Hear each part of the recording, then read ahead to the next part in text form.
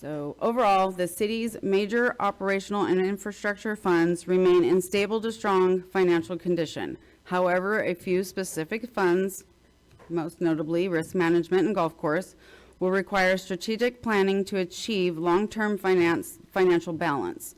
These fund balances serve as a critical resource to inform and guide allocation decisions as the city enters the final stages of the fiscal year 2025-26 budget process. Thank you, and I'm happy to answer any questions. We're still awake. Good. I'm not. Bringing it back to council, is there any questions?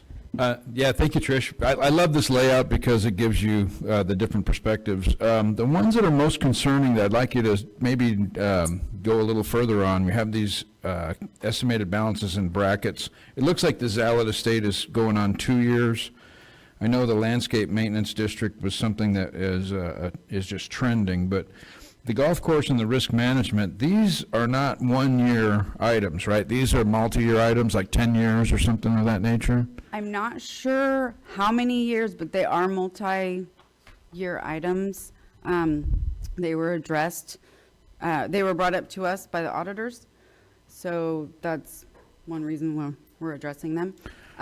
But we are, the auditors are expecting us to come up with a plan, but it doesn't have to be something that's done overnight. So, and we have been talking with staff about that plan. So. Well, I just wanted to delve into that a little bit. Thank you for the presentation. I just want to make sure that the public understands that, and the way that I understand this is that we have not been paying for the golf course or our complete risk management for going on 10 years. So we've been running a deficit just in those two accounts. It's like $1.3 million a year. Yes. For about 10 years. Yes. I have a question on the auditor, and sorry to steal your thunder here. Have we been hiring the same auditor? I think we've had this auditor for the last 4 years. That's interesting. So we've had the same auditor for the past 4 years? Same company, different staff. Okay. Oh, for the past decade?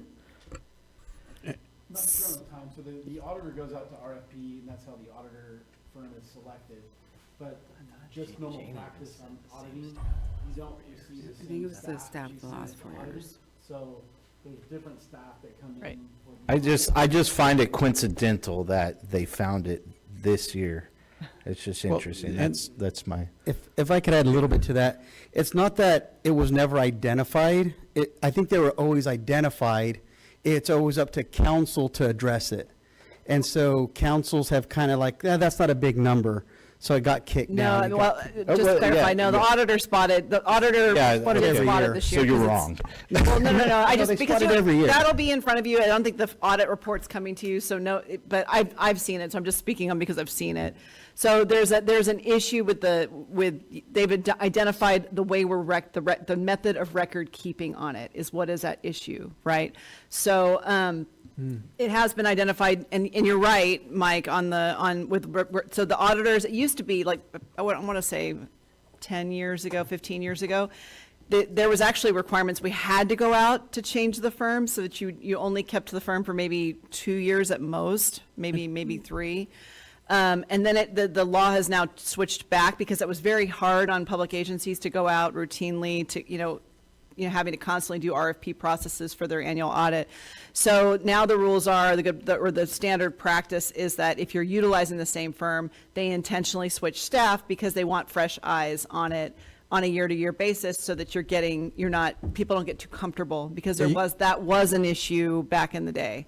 So there was something that's identified, and Tricia is exactly correct. We have to come up with a plan because we treated those particular items as loans from the general fund.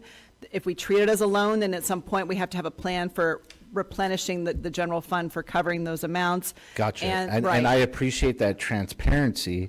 So what we've been doing is taking money as a loan and moving money to other places. Right. So For the past 10 rather than years. simply transferring it out of the general fund, right, which is really what it essentially we're doing. We were loaning it from the general fund.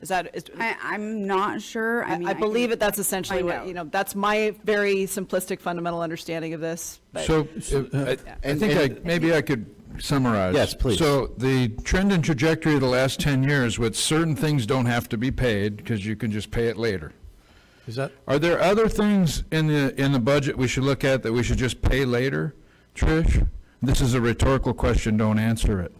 I was like, please don't make me answer. No, that. but the idea is that for 10 years, we've said it's okay not to balance the budget for 10 years. That's been the custom of the last councils for 10 years. And now this council is going to balance the budget, and we have to make Right. up for the last 10 years where they haven't been paying the bills. Right. Because Well, the issue is that it was reflecting more money in the general fund than what's really there because it was looked at as a loan that was going to be paid back. Eventually. Which allowed you to, exactly, which allowed you to treat it differently. But the problem with the auditor spot, it was like, you can't do that indefinitely. You have to have the plan so that it's transparent, that Right. that it's there. Well, I mean, So if it you can get did that lost as a track of. business owner on the outside world, you'd go to Right. jail.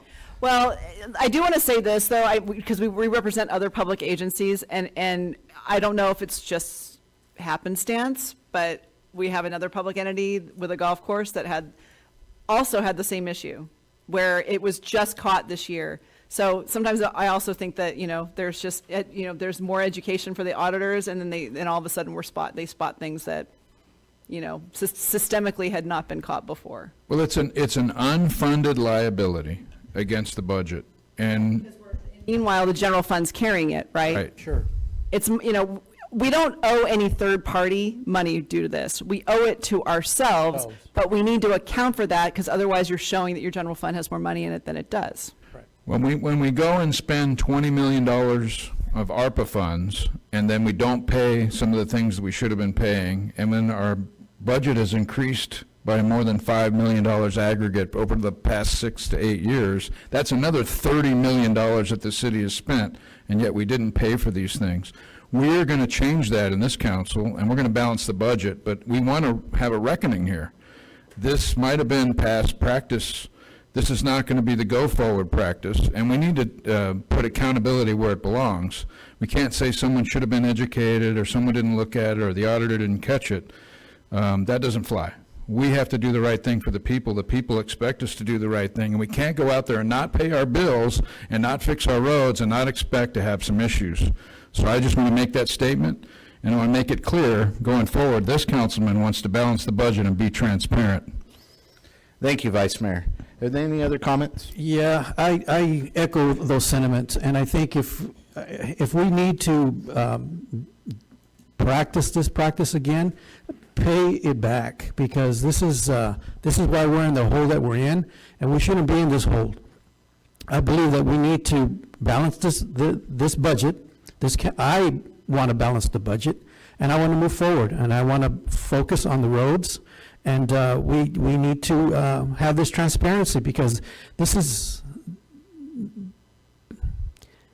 uncalled for. We shouldn't have allowed this to happen, and this council, well, I'm speaking for myself, I'm not going to allow this to happen. So with that, I'll turn it back to you.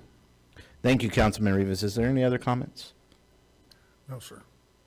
Okay, we can move on. Beautifully said, gentlemen. Yeah. Big thanks to Sarah and Trish for their presentations. We appreciate it. And Yes. that was part of staff's plan, is to educate the council, give a little bit more information on the background on the how and the why the capital improvement plan is developed, and also be transparent about our fund balances. Similar to